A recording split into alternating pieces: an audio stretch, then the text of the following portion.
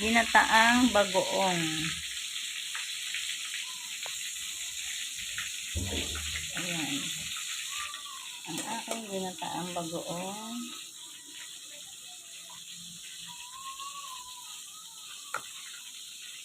Sarap.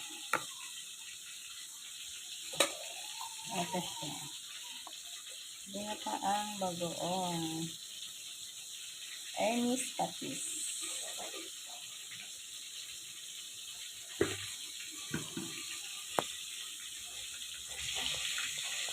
Yummy.